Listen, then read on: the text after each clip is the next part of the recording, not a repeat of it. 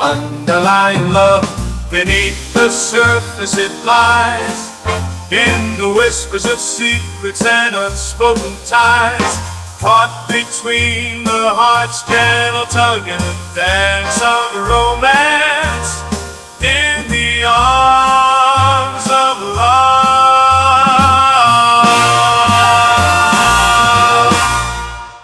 You are listening to Bradley Barkhurst's Underlying Love, a Worthington, Ohio mystery. Chapter 11, Part 2, The Policy of Truth. The table practically groaned under the spread of food. A golden roasted turkey, savory sage dressing, sweet potato casserole, green bean casserole topped with crunchy fried onions, fluffy biscuits with homemade jam, and plenty of cranberry sauce and gravy. As they passed plates around the dining room table, Betty turned to Samuel. So how is your insurance business apprenticeship coming along with your uncle? Quite well. Samuel replied, after swallowing a mouthful of turkey and gravy. Learning the ropes on life insurance policies and claims has been fascinating. He gave Elizabeth a meaningful look. She realized this expertise could be useful in unraveling Mr. Collins's life insurance policy mystery. New possibilities glimmered in her mind. The meal passed enjoyably, full of warmth, laughter, and good company. Despite lingering shadows over Worthington, this gathering kindled light. Elizabeth cherished it, gaining strength for the fight ahead. During a lull in the conversation, Betty remarked, You know, I really should update my life insurance policy, Howard. What sort of coverage did Mr. Collins have? Howard wiped his mouth delicately. Well, Betty, I can't divulge specifics about another client's policy, but I'd be happy to assess your needs and find a suitable plan. Betty clasped her hands eagerly. That would be swell. Elizabeth, dear, you're off school tomorrow. Why don't you join me so we can see Samuel in action at the office?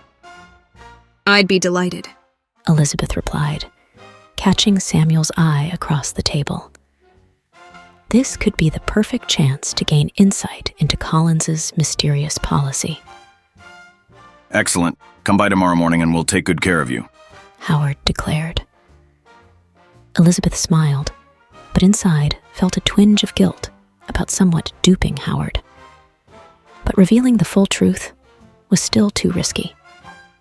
For now, gaining a deeper understanding of the life insurance policy could prove key. After dinner, Howard's wife cleared the dining room table for tea and dessert for the guests.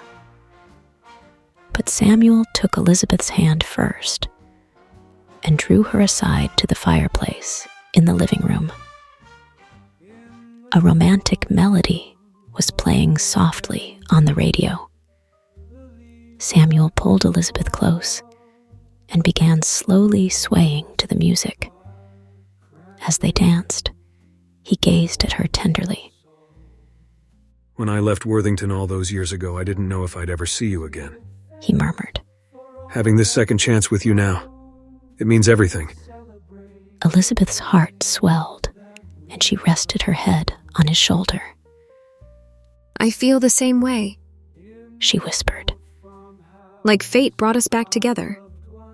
She closed her eyes contentedly as they continued revolving in front of the flickering fireplace. The outside world slipped away, and it was just the two of them connected once more. After a blissful interlude, Samuel tilted her chin up and kissed her softly yet passionately. In this peaceful place, the aroma of turkey fills the air so sweet. Elizabeth melted into the embrace, the rest of the room falling away. As they lingered by the fireplace, the radio program turned to the story of how FDR this year officially signed Thanksgiving into law as a national holiday. In the spirit of gratitude, I'm giving thanks for you this year, Elizabeth. Samuel said tenderly, pulling her close. Elizabeth's cheeks flushed happily. And I'm so very thankful to have you back in my life, Samuel. He smiled and brushed his thumb against her cheek. On the radio, FDR's voice rang out proudly, proclaiming Thanksgiving as a day to celebrate community and blessings. Elizabeth gazed up at Samuel, reflecting on how much she cherished this unexpected gift of a second chance together. Despite all Worthington's troubles, this time with him was the light guiding her through the darkness. Samuel leaned in for one more soft kiss before they joined the others. Hand in hand, they walked into the dining room, hearts overflowing with love and gratitude, bellies full and spirits lifted. They soon bid their hosts good night. Back home, new energy coursed through Elizabeth. The shadows had not defeated her yet. With Samuel lighting the way, she would uncover the truth and see justice done, no matter the obstacles. The next morning, Elizabeth and Betty arrived at Howard's insurance office. His wife, Rosemary, who also worked as Howard's secretary, welcomed the two into the office. While Rosemary spoke with Howard in the back room, Betty slyly handed Elizabeth a small camera. I'll keep Howard occupied. You sneak to the back and photograph Mr. Collins's policy file. She whispered conspiratorially. Betty then strode up to Howard, peppering him loudly with questions about life insurance rates and coverage options. As they became engrossed in conversation, Elizabeth slipped unnoticed down the hall. Her pulse pounded as she quickly scanned the file room labels. Finding a drawer marked Client's CD, she slid it open and rifled through until she located Frank Collins's folder. Hands trembling, she flipped it open and hastily snapped photos, documenting the $100,000 policy and listed Mrs. Collins as the primary beneficiary. As Elizabeth was crouched over sneakily photographing the Collins file, she suddenly heard footsteps approaching down the hall. She froze, heart lurching. A moment later, Samuel appeared in the doorway, stopping short when he saw her. Elizabeth, what are you doing back here? He asked quizzically. Panicked, she quickly stammered. Oh, I was just, looking for the ladies' room and got turned around.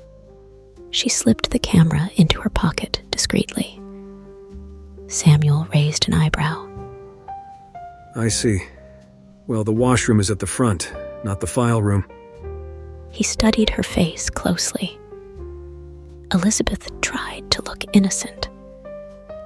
Finally, Samuel said gently, I won't ask any more questions, but be careful, okay? He turned to leave, then looked back. I trust you have a good reason for any risks you're taking. Elizabeth's shoulders relaxed in relief. Thank you, Samuel, and I do, I promise. He nodded before heading out. Elizabeth exhaled shakily, grateful for his faith in her, despite the suspicious circumstance. She hurried to finish and join Betty, evidence now secured. Elizabeth crept back up front, just as Betty was wrapping up. As Elizabeth rejoined them, Betty told Howard, Well, you've given me a lot to think about on policy options. I'll mull it over and be in touch.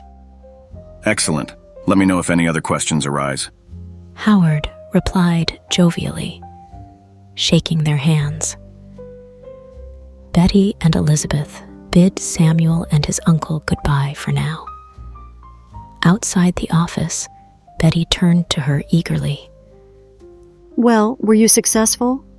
Elizabeth smiled and discreetly showed her the camera. Got everything we need. Marvelous. Betty exclaimed. She linked her arm through Elizabeth's as they strolled away. Now we're getting somewhere. I knew we'd make a fine sleuthing team. Elizabeth laughed, spirits lifted. With the incriminating evidence secured, the end was in sight. The darkness that had plagued Worthington was no match for two determined women seeking justice. Thank you for listening to Bradley Barkhurst's Underlying Love, a Worthington, Ohio mystery. Be sure to like and subscribe and purchase the novel. What will Elizabeth do now that she has proof that Mr. Collins was murdered for the life insurance policy? What will be the next steps in unraveling the case? And will Betty find her missing Jell-O recipe? Be sure to tune into the next episode, Chapter 12, Part 1, The Christmas Crystal Ball.